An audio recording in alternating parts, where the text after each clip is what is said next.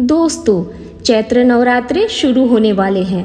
इसमें माँ दुर्गा के विभिन्न स्वरूपों की पूजा की जाती है और दुर्गा सप्तशती का पाठ किया जाता है। तो सबसे पहला प्रश्न जो मन में आता है वो है कि दुर्गा सप्तशती का पाठ कैसे करें। तो आइए इस वीडियो के जरिए हम जानेंगे कि वो कौन सी 5 बातें हैं जिनको हमें ध्यान में रखना चाहिए जब हम दुर्गा सप्तशती का पाठ करते हैं। तो पूरी जानकारी के लिए वीडियो को अंत तक ज़रूर देखें।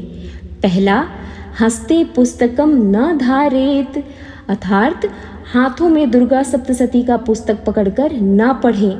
पुस्तक के लिए आसन बनाकर उसे उस पर रखकर ही पढ़ें।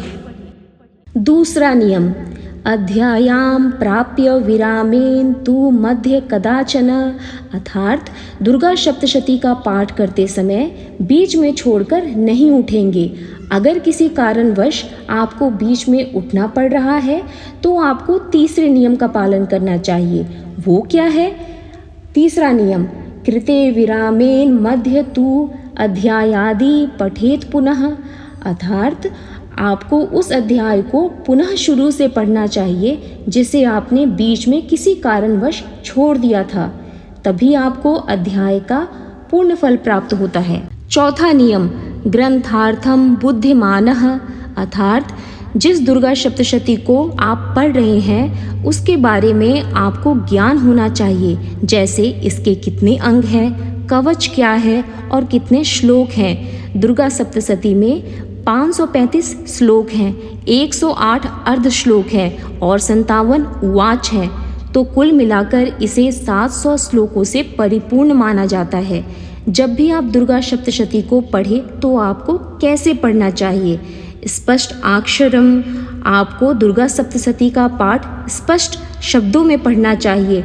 नाति शीघ्रम, और बहुत जल्दी जल्दी नहीं पढ़ना चाहिए। नाति मंदम, और ना ही इसे बहुत धीरे धीरे पढ़ना चाहिए।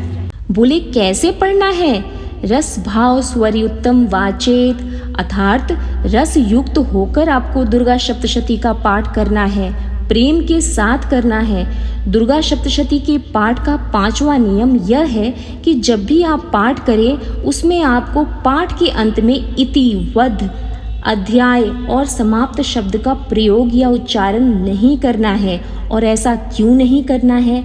इसका प्रमाण हमारे शास्त्रों में है, जिसके अनुसार इति शब्द बोलने से क्या होता है? बोले, इति शब्द हरे लक्ष्मी, वध शब्द बोलने से कुल का विनाश होता है, अध्याय शब्द से प्राण हरण होती है या आपके स्वयं के प्राणों पर भी आपत्ति आ सकती है।